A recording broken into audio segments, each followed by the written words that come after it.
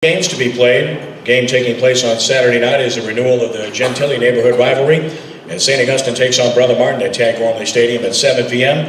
You can hear the game on WGSO 990 AM and at WGSO.com. Here to speak on the game are the two respective coaches. First of all, he's in his 8th year as the head coach at Brother Martin, and he's got it to the semifinals and quarterfinals in his last 2 seasons.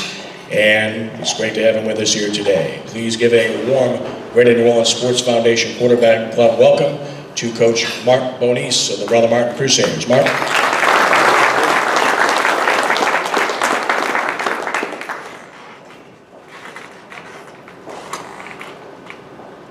Thanks, Mr. Trahan, for having me here. I've always been told this, the efficiency of a message, okay, it directly correlates with its brevity.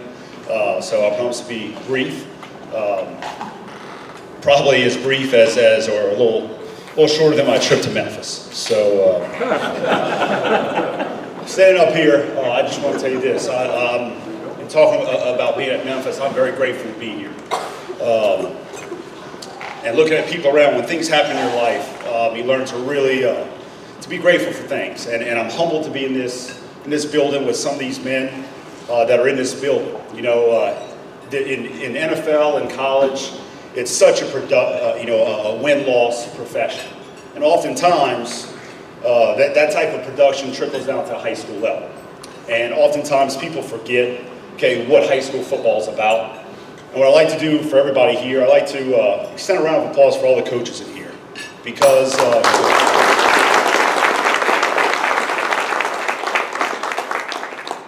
these men, you know, that I've coached against, have relationships with, they're great ambassadors for football.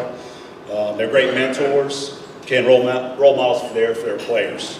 Three men I like to specifically talk about and thank: Coach Mark Songy, Coach Jay Roth, as well as Coach Scott Bain's father.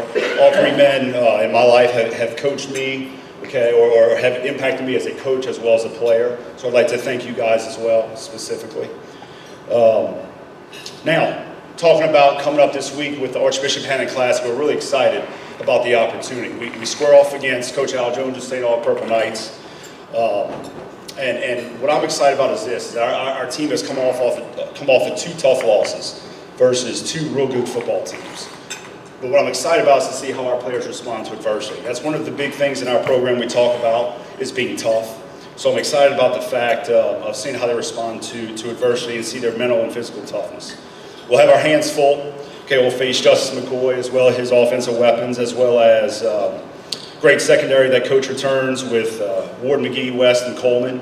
And then the up front player in Carter. Coach, you've done a great job with those guys. We look forward to the matchup, seeing how well we've progressed. And then for everybody else that's playing this weekend, I wish you guys a productive and healthy weekend of football. Thank y'all very much.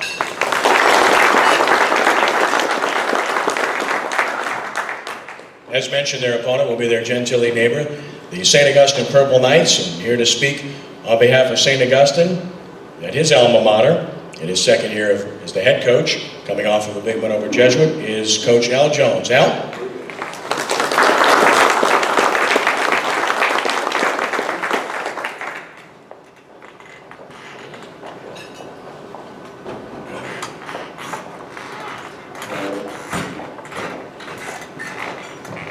I would like to say thank you to the foundation for once inviting St. All to be in the Classic. And, we had a great time last year. It was put on very well.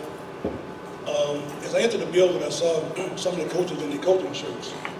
And I said to them, I wish I could dress like that again. But, you know, I became an administrator. Someone asked me, what's the difference between an administrator and being a coach, Al?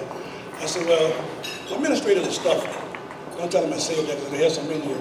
Administrators, we got to wear ties and suits. And we got to talk to the kids a certain way. We got to talk to the adults a certain way. But as a coach, we can be more relaxed, have fun. And the main thing is being closer to the kids. As an administrator, you kind of back away from being around the kids and you deal with more adults. And what I think I really missed, and I learned that I missed that, was being in touch and being with the students and talking to them and getting into their world, and you really see them develop. And so I'm just happy to be back into coaching. And I want to thank my athletic director, Marcus the Lodge for showing up and supporting me. And sometimes we get confused on, is he my boss or does he listen to me? And I think I lose the battle because he becomes my boss. And so, because he's telling me a lot to do, and it's great advice. And so, don't let Mark Bonus come up and fool you all about talking about how great a job that St. Augustine is doing with the kids. And I told my kids yesterday, Mark, don't let those 2 losses that Brother Martin have fool you. They have an outstanding team. They have an outstanding talent. And Mark, you're doing an outstanding job with those kids. And we're looking for a great time this Saturday. And once again, thanks for being here. St. Augustine, we're still in the business of educating young men. We're still a training ground for those young men. And we will continue to do that. Once again, thank you.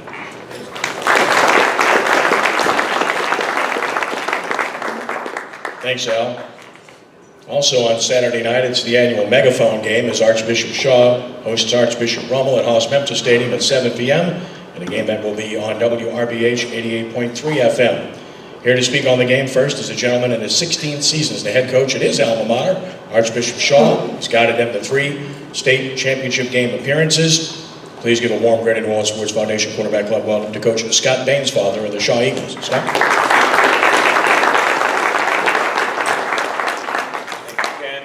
Thank you, everybody. Benny. It's a great event for us to be involved in. Mark came up here and talked a little bit about, Mark worked for me. He played for Jay. He played for Mark Sonji.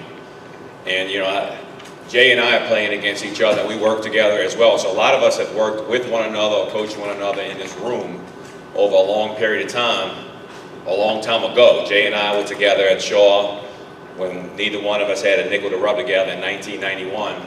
Not that we have 2 to rub together now. But I tell the stories about us as assistants and, what we had and what we did and where we went. And I got 6 young coaches who don't believe a word I said about it. Rummel is a very good team, and we played this coming Saturday night. Very well coached. You would think at some point they would take a dip, but my hopes and dreams have been vanished when I turned the film on. My only hope right now is the 12 brownies. Jay just ate. He might go into a diabetic coma. He might not make it to the game itself. But they're very good. The game is great. We've handed each other the megaphone. I know we all have our rivalry items. For us, when the 2 schools started together, the 2 schools opened together 50 some odd years ago, and we last couple of years have not been doing our part, but the rivalry is still, as far as wins and losses, relatively close. We're almost taking a lead, probably by a few. I don't know. I hadn't seen it in a while, so I can't check it.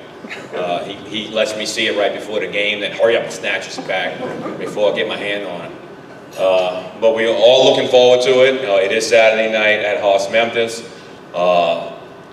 Maybe they'll have some sort of flat tire issue on the way over to the West Bank. The Metairies don't like to come over too much to the West Bank. They could have some bus trouble. I saw 6 of my coaches checking the weather reports for this weekend for the tropical depression advisories. I didn't think none of that was going to come true, so now we're hoping for mechanical issues. But if anybody wants to come, it is Saturday night at 7 o'clock. Hope to see anyone who wants to enjoy our game there. Thank you very much.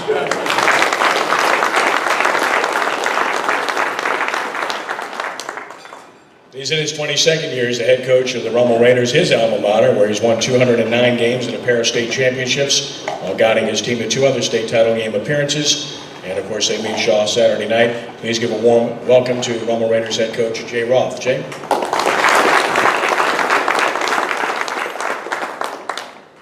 Well, we ought to just save Scott for last from now on. He's definitely entertainment. I want to thank the quarterback club, Mr. Ron at First NBC, Benny Jones for sponsoring this event, this rivalry week. And as Scott said, every school has their rivals, and we have the megaphone at Rummel and Shaw. And I guess being a former Shaw player and Shaw coach, a former Rummel player and a Rummel coach, that megaphone is the real deal. And all I know is that when I've been on both sides of it. I coached at Shaw back in the late 80s when Rummel hadn't seen it for 15 years. And then when I got to Rummel, we didn't see it for 5 more years. So those kids actually didn't even know that it existed. And I can remember in 2000, when we won the megaphone for the first time in 15 years, Eric Robato wasn't even coaching with me. He was at Holy Cross, but he came to Rummel just to hold it and see it. He said he couldn't believe Rummel got it back on campus. So it is big, and some crazy things have happened over the years in it. And, you know, I know Scott, right now, they might not be playing as well as he likes them to play, but I do know a couple of years ago, when Scott took over at Shaw, I believe they hadn't won a game in maybe 10 tries or so, and they were playing Rummel, and we had a very good team that year. And we actually set a school record and held Shaw to minus 55 yards of rushing. And we got beat 16-14, and that was the beginning of Scott's great run there when he went to the state championship 3 or 4 times in a row. They got the megaphone, and they just found a way to, these kids played hard, and found a way to get that megaphone back to the West Bank.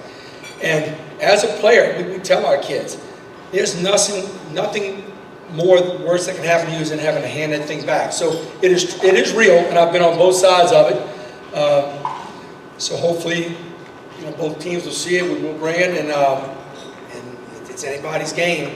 And I know Scott's hoping for bus failure, but that's not true. And I will add this, Scott. You know, you've seen this on film. We are like an expansion team, like I said earlier. We haven't played the schedule others have played. You know, we played St. Paul's early in the season. St. Paul's beat the living daylights out of us, 20-0 or 14-0. And we didn't even have much offense at all. And when I got back to school on Monday, I had 3 boys show me off and said they wanted to try out for football, which is like unheard of. Like, you know, we want to try out.